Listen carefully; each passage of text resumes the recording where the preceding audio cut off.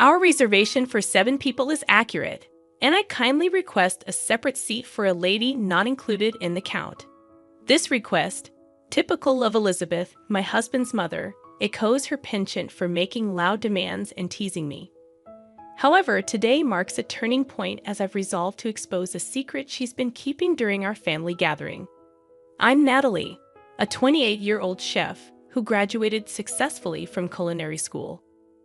I work at a highly rated Western restaurant in the city where I met George, a friendly customer who later became my husband. George inherited a historic electronics store, a beloved establishment in the community for 3 generations. Last year, George's father passed away, and he assumed the role of the 3rd-generation owner. My upbringing was in a household filled with culinary professionals, my father, mother, and even my brother.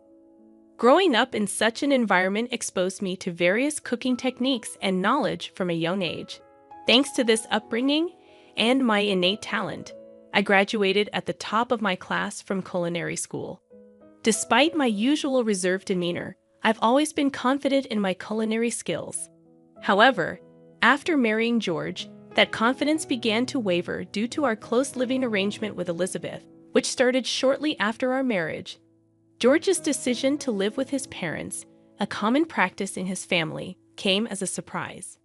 I had hoped to enjoy the early days of marriage just the 2 of us, but George's living arrangement was not disclosed earlier. Regretting it now wouldn't change anything. Living with Elizabeth turned out better than expected initially. She was kind, buying me treats from my favorite bakery, and even took on most of the household chores. However, there was one concern: the seasoning in her meals. Each dish was excessively salty, and while I initially attributed it to her northern origins, it seemed different from the preferences of others from the same region. I have a colleague from the north who prefers a lighter salt taste, making Elizabeth's dishes stand out. For instance, her stew, with vibrant ingredients, was overshadowed by an intense sauce, making it feel like directly putting concentrated sauce in my mouth. Doubts about whether this was the standard taste lingered, and my husband's comment about adjusting the taste to be lighter than usual only intensified my inner questioning. These days, consistently consuming Elizabeth's cooking seemed to have dulled my taste buds, creating a sense of dissatisfaction, even when preparing dishes at work. Doubts about my own sense of taste crept in, but fortunately, the head chef conducted the final taste checks, ensuring no major issues. Nevertheless, the heavy seasoning in Elizabeth's daily meals became a serious concern for me. To cope with this, I devised a plan. One solution was to wake up earlier than Elizabeth and prepare my own breakfast. While this noon routine prevented a decline in my work performance, it unintentionally led to a frosty attitude from Elizabeth. When I greeted her in the morning, she began to ignore my words and pass by. One evening, when I sought her opinion on a dish I had put a lot of effort into, she responded with criticism, questioning if I had seasoned it properly. Despite my explanation, she insisted it was bland, adding a significant amount of sauce to the dish. I couldn't help but feel that there might be some reason or background to her change in attitude. My husband has 2 older sisters, both of whom have established families. They welcomed me warmly from the beginning of our marriage and offered support if I ever had trouble with their mother. However, Emily, one of the sisters, had a different experience. As I helped with food preparation for her daughter's grand birthday celebration, the dining table was filled with a variety of distinctively unique and appetizing dishes. During the party, Emily's daughter expressed dislike for the stew, commenting on the heavy seasoning. When Emily suggested learning cooking tips from me, Elizabeth angrily exclaimed and left the scene, leaving me puzzled about the underlying issues in her behavior. I had some regrets about offering to help with the cooking from the beginning. The party ended abruptly amid a sour mood. While I believe Emily might have meant her words lightly, it was clear that Elizabeth had put love and effort into her dishes as well. It felt unjust for our heartfelt efforts to be belittled with a mere comment. That night, I lacked the courage to express my apologies to Elizabeth. From the next day onward, life became increasingly tough. Elizabeth would recklessly season the meals I carefully prepared, and on the worst days, she would even throw them away midway through eating. Seeking support from my husband in these trying times, I turned to him for help. However, his response was less than supportive, suggesting that maybe I had antagonized her and needed to listen more. As days passed, the strain in our marital relationship deepened. My husband started coming home late, claiming it was due to work, and even began missing family events. We were only married for half a year, so the idea of divorce felt premature. However, another hurdle emerged when Elizabeth tripped on our stairs and severely injured her leg. Despite Emily's kind offer to help with her care, Elizabeth insisted that, as the wife of the house, it was only natural for me to take care of her. This declaration changed my daily life dramatically, and attending to her needs became a relentless routine, even during work hours. Eventually, my colleagues' patience wore thin, leading me to resign from my job. When Elizabeth learned about my resignation, she seemed gleeful. From then on, my days were consumed with meeting Elizabeth's spontaneous demands at all hours, leaving my mind and body worn down. My husband's reduced presence at home added to my distress, and I began to doubt his reasons for working late. Pondering our next steps, I decided it was time to teach both Elizabeth and my husband a lesson. A few days later, during breakfast, I brought up the idea of divorce, shocking both of them. They questioned the sudden decision, expressing surprise and disbelief. My husband even suggested that my actions could tarnish our family's reputation. In response, I explained my dissatisfaction with the household environment and my determination for change. Confronted with my newfound resolve, they were taken aback. My husband apologized, expressing a willingness to be more attentive to our home life. He even suggested a break, understanding if I wanted to go to my parents for a change of pace. However, he requested that I still help Elizabeth due to her leg injury. Despite feeling disoriented, I sensed a hint of resentment in his words. I asked him to reflect on the situation, expressing my hope for positive changes if we continued to live together. I took a deep breath and calmly replied, "I'll think about it." At that moment, a smug smile appeared on their faces, revealing the evident blood ties between them. For the next few days, the atmosphere at home shifted. My husband began returning home earlier from work, but this improvement was short-lived. He soon started coming home late again, and Elizabeth's behavior reverted to its previous coldness. Despite her leg injury showing no signs of improvement, Elizabeth frequently went out without explanation. As I questioned her actions, I soon discovered a shocking truth. One day, my cell phone rang incessantly, with both my husband and Elizabeth expressing anger about me leaving Elizabeth alone. I sensed they wouldn't understand my perspective, and I revealed that I was at my parents' house. Days later, enjoying a peaceful time at my parents' house, I received an unexpected message from the one person I least wanted to be involved with, Elizabeth. The message contained an apology for her past actions and an invitation to her upcoming birthday party. Though reluctant, considering it as a bit of a luxury treat, I decided to attend. The venue for the party was an upscale restaurant near the station, renowned for a new chef trained in France. Upon arriving, I saw George and Elizabeth waiting with smug expressions. The attendees included Emily, her husband, and their children, making it a small gathering of 8 people. As we entered the restaurant, I confirmed my reservation for 7 people. However, Elizabeth requested a separate seat for me, surprising everyone. The waiter guided me to a slightly hidden seat, and as the evening progressed, the anticipated meat dish raised expectations. While delicious-smelling dishes were constantly brought to Emily's table, George and Elizabeth received none.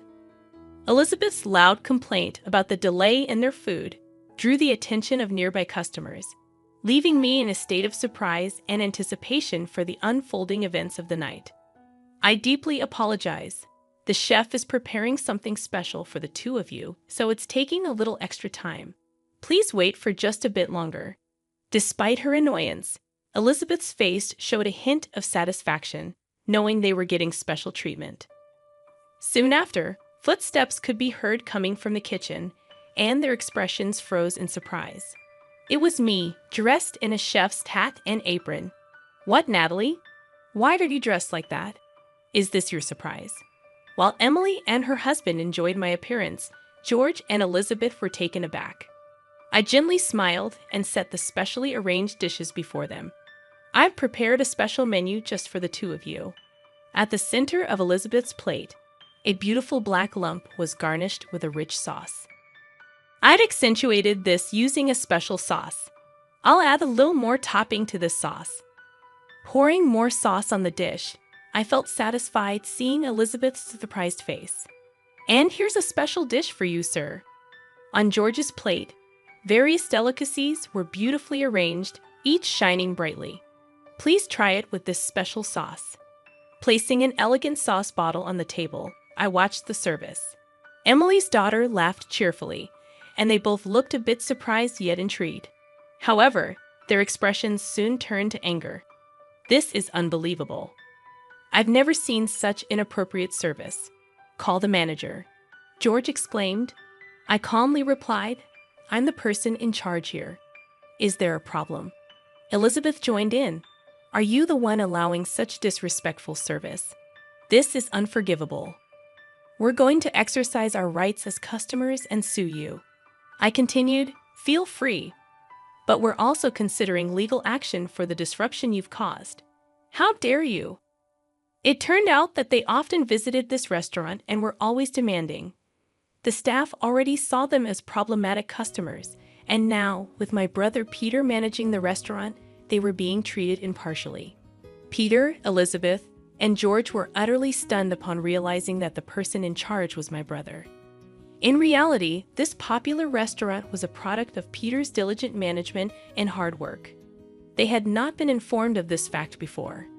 Peter had previously undergone advanced training in France and couldn't attend our wedding. Although he had sent a generous gift, he had never spoken with Elizabeth or George. However, he remembered their faces from family pictures. We didn't know any of this. Could you explain? Emily asked, cheerful, but with a slight shadow in her eyes. Actually, we came here to dine with some shopkeepers from the town's marketplace. It's trendy these days to have dinner in such modern restaurants. At that moment, a staff member approached politely. During your last visit, you left behind an item. Please allow me to return it. Handing over a shimmering earring, Emily added, you often dine here with men wearing earrings. Isn't that a bit risky? George's face momentarily froze in surprise at Emily's question. How did I come to know of this secret? A few weeks ago, I harbored suspicions and decided to hire a detective to investigate. The result was a collection of photos depicting George enjoying dinners with another woman at this restaurant, and even moments where they entered a hotel together. To be honest, I felt more relieved than betrayed. Marrying him was a mistake. I'm planning to file for divorce. Just be prepared. This was the first time George had openly spoken about divorce, but for me, it was an anticipated moment. Just don't forget to pay the alimony. Don't worry. I recently secured a big business deal, and financially, I'm pretty well off now. I'll gladly pay all of the alimony in full. Hearing that gave me peace of mind. Now about you, Elizabeth. Until now, she had been wide-eyed at the unfolding conversation, known by the staff as a regular at this upscale restaurant. What do you want from me? Since my husband passed away, I don't think anyone has the right to complain about my behavior. However, I had also had a detective thoroughly investigate her secrets. It turned out she had been in a secret relationship for 5 years, even though her husband had passed away just a year ago. What are you talking about? Emily and her siblings, hearing this for the first time, stared at their mother in shocked anger. This revelation was unbearable for them, as they deeply cherished their father. Although I, too, was surprised by the investigation's outcome. When I asked the detective why he knew so much about Elizabeth, it turned out that their father had once hired the same detective agency. You deceived him for so long, even while he was still alive, and George, even while with Natalie, you were seeing another woman. How could you? In Emily and her siblings' eyes, deep anger and disappointment shaped the tense atmosphere at our table. catching the attention of other diners who started glancing our way. We promised to resolve this matter at home and called it a night for the dinner. As I left, I high-fived the restaurant staff and Peter, expressing my gratitude. A few days later, under the stern gaze of Emily and her siblings, George and I proceeded with the formal divorce process. Now I'm free. I won't regret anything, no matter what happens, he stated confidently. I never expected this outcome, even after I told you about my bad leg. I never imagined being treated this way. Ah, watch your step. She recoiled in surprise. In truth, her leg had already healed, yet she had been pretending to be in pain to maintain a superior attitude towards me. Her behavior once again left me in shock. From now on, both she and my husband will be strangers. Although our marriage ended within a short span of a year, I had no regrets whatsoever. When I checked my bank account, I was shocked to see that the alimony from both my husband and his mistress had been deposited simultaneously. It seemed like my husband covered her share as well. Knowing this fact, I could finally view them as no longer being a part of my life. Subsequently, there were some interesting developments regarding my husband and his mistress's relationship. He had gone into debt to pay the hefty alimony, but shortly after our divorce was finalized, she dumped him quite easily. From the information I received from Emily, it was revealed that the woman is infamous in the area for targeting married men. After the episode at the restaurant, we were informed by Peter that the regular patrons were also fed up with George and Elizabeth's antics, and they were elated by our surprise. From then on, the restaurant strictly prohibited those two from entering. Moreover, their dishonest attitudes quickly became known throughout the community. A major contract that my husband had been boasting about was eventually canceled, and his electronics store, sustained by the deep trust of the local community, now faced a challenging future. Elizabeth's subsequent life became quite difficult. Suddenly abandoned by her longtime lover, further medical tests revealed that her unhealthy lifestyle was affecting her health. Her health condition was significantly tied to her own way of living, which wasn't deserving of any sympathy. On the other hand, I was fortunate enough to return to the Western-style restaurant where I used to work. Even though they knew about my past, the staff and management warmly welcomed me back. The spaghetti lady, Emily, and her family still came to this restaurant often, and their presence was a significant support for me. They had decided to completely sever ties with George and Elizabeth. The anger towards their actions, especially after the passing of their father and the revelation of the truth, left a deep wound in their hearts, which seemed unlikely to heal. The joy of cooking holds a significant place in my life. Feeling this happiness is the very moment I cherish the most, and when I feel truly blessed.